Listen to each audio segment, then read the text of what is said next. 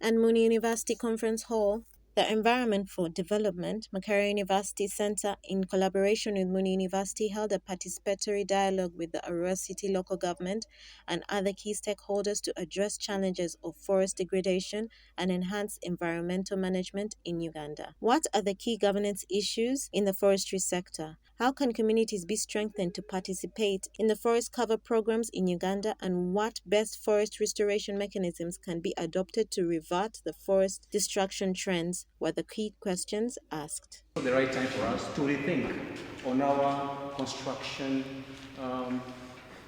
development and construction designs. A lot of buildings are being constructed, and all these buildings are using bricks that have been fired using so much trees from our environment. Yet technology is already involved, and we have bricks that can be used even without firing them. Can we make a deliberate effort as districts, as stakeholders, that every infrastructure development, every building within the district should move away from using fire-cured bricks to interlocking bricks that do not require massive use of firewood for curing? What environmental social impact assessment reports capture mostly are the mitigation measures.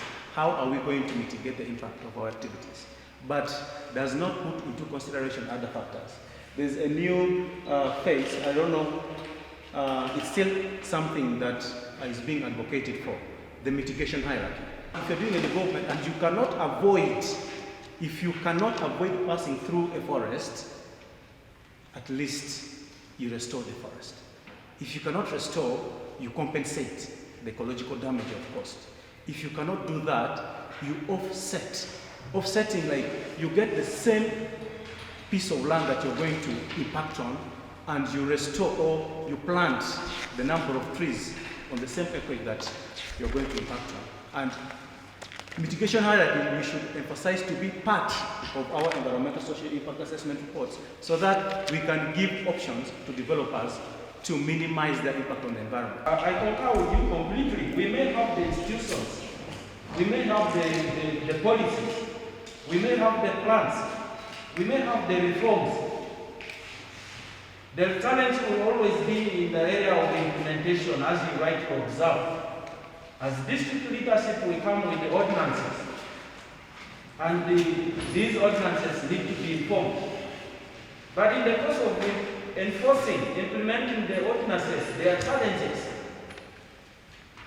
And when we talk about local governments, when policies are in place, the laws are in place, who are the people enforcing? And how I wish we could have the police officers here, the law enforcement officers here, so that we could direct this question to them. The DPC, I wish he was here, because the things are written down and the law enforcement officers there. So the district local government comes up with those policies. All right. Then the second thing is, to what level are these people involved? So you see, we do this development of the ordinances in the council hall. Now there's need for us to go from here to the communities and involve them, get their views, and have them understand this. We are only having one season, and of which the one season we are having, rain is not reliable. Farmers are not doing well because they are not receiving enough rain. All these are coming from the activities of humans. We are cutting down trees.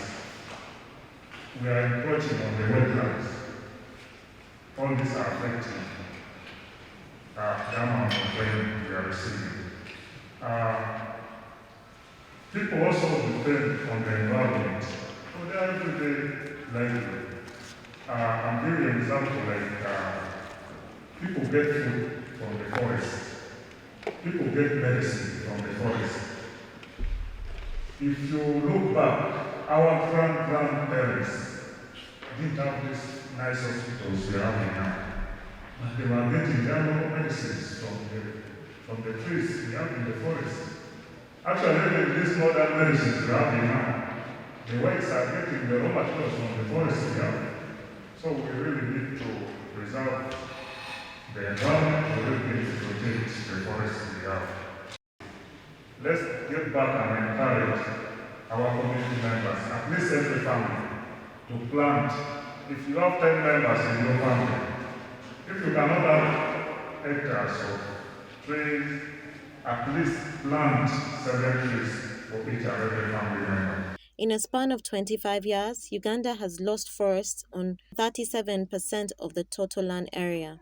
The forest estate has continued to shrink from 4.9 million hectares in 1990 to currently 2.3 million hectares in 2015, a loss of over half of the forests. This policy dialogue gave the stakeholders a broader picture to the devastating decline of the natural forestry and provided relevant action points to the conservation, sensitization, and governance of the forestry sector. Reporting for West Nile Television, I am Okumuringa Christine.